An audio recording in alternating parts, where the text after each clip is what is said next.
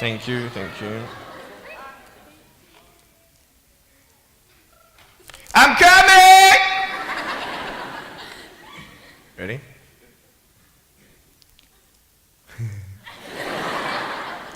Hey, is that cool?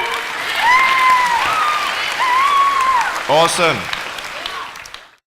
I want to talk about like when I started, going to school and stuff, a lot of people put me down, you know what I mean? Like people tease each other. I mean, people come up and say, hey, you're fat, you're fat, you're fat, you're fat, you're fat, you're fat, you're fat, you like, lose some weight, and you're like, you go home and you look at yourself in the mirror and go, I'm fat, right? And so many people tease each other. Oh, you're too short, you're too tall, you look whatever.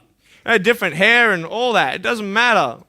See, the thing is, when you're in school, when you're growing up in life, it actually sort of matters to people how you look. And then it matters to you because it matters to others. Why? Why does it matter how you look? Because if they don't like you, then who will? If they don't accept you, then who will? And the fear that we have is that we're going to be alone. That we're not good enough. And we have to change ourselves. And so many people put me down and say, Nick, you look too weird and no one's really your friend and you can't do this and you can't do that. And I couldn't change anything. It's not like just fixing my hair one day and everything's fine. It's not like, just whatever. I couldn't change my circumstance. I couldn't just one day wake up and say, hey, give me arms and legs. I need arms and legs. You know what I mean? Like, I went to a bodybuilder, and said, can you make me some arms and legs? No, joking. Bodybuilder, you get it? Right? So here's the thing. I go up to people, can you give me a hand? Just joking. But it was so hard because people put me down. And I started believing that I was not good enough. I started believing that I was a failure. That I'd never ever be somebody who people would like or people would accept. And it was so hard, man. I thought to myself, I can't go on the soccer field like everybody else, and I can't ride my bike, and I can't skateboard, and all these sort of things. And I started getting depressed. I thought, what kind of purpose do I have to live? I mean, are you just here to live to die? I mean, is there not a purpose for me? Is there not a purpose in life? And I had questions and no answers. And I asked my mum and dad, why did this happen? I asked doctors, why did this happen? And they don't know. There are some things in life that are out of your control that you can't change and you got to live with. The choice that we have, though, is either to give up or keep on going. I want to ask you, what are you going to believe? Are you going to believe in yourself? Are you going to believe everybody else's judgment on you? Are you going to believe people when they say that you're a failure? Well, no one really likes you, no one really cares about you. And it's not really to say that, hey, you need someone to come up and say, hey, really, I like you, I care about you. No, it's not that, but it's the fact that people put you down. People don't even look you in the eye. People ask you how you are, and you say fine, but you're not fine, and they'll never know that. I tell you, life is interesting. Life's a journey. See this phone here? Let's say that I want to go to the phone, right? And I start from over here. Now, to get to the phone, it's not like I'm going to start meditating and going hum, right, and float across the air, right? It's not going to work. It's not like I'm going to go hum and woo, it's not going to work. So I have to take one step at a time, one step at a time, one step at a time. You can only take one step at a time. I don't care how big your step is, it's only one step at a time. You can't do two steps in one. You understand? So it's like one step at a time. And you take steps in this direction, you take steps in that direction, sort of get lost along the way, and sometimes you fall down. Now, to illustrate my point, I'm going to jump off the table, do a back twist, and land on the floor. Okay? Is that cool? Are you ready? Oh, there's a clock there? Okay, can you move the clock for a second, please? Beautiful, beautiful. All right. You ready? So, are you guys ready? Just let me know when you're ready. Are you ready? Okay, ready? 1, 2. I'm joking, man. Are you serious? Just put the clock back there. If I did that, I'll break my arm or something. You know what I mean? But honestly, along the way, you might fall down like this. Ready? Right? Hello! Right. So what do you do when you fall down? Get back up. Everybody knows to get back up, because if I start walking, I'm not going to get anywhere. But I tell you, there are some times in life where you fall down and you feel like you don't have the strength to get back up.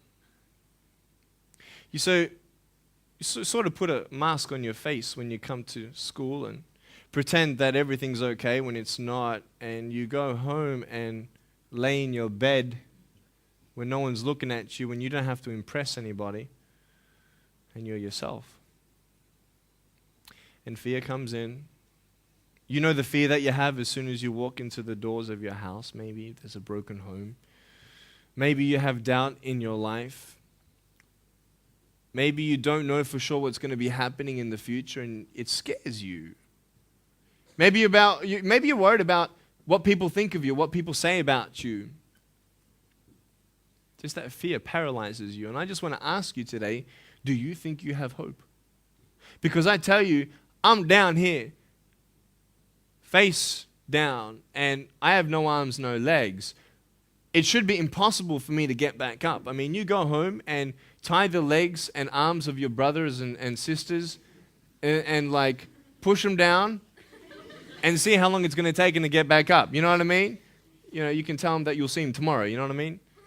But this is the thing. It should be impossible for me to get back up, but it's not. You see, I will try 100 times to get up, and if I fail 100 times, if I fail and I give up, do you think that I'm ever going to get up? No. But if I fail, I try again and again and again. For as long as I try, there's always that chance of getting up. Does that make sense? And it's not the end until you've given up. And just the fact that you're here should persuade you that you have another chance to get back up. There's still hope. I'm not here today to tell you that I understand your pain. I don't know how it feels to be abused. I don't know how it feels to feel, quote, fat and you've got an eating disorder. I don't know how it feels to have a broken home. I don't know how it feels. But I know how it feels to have a broken heart. And I know how it feels to be alone. And I want you to know that I found my strength in Jesus Christ, and you're going to find your strength in whatever you find it in. But I just want you to know that it's not the end. It matters how you're going to finish. Are you going to finish strong? And you will find that strength to get back up like this.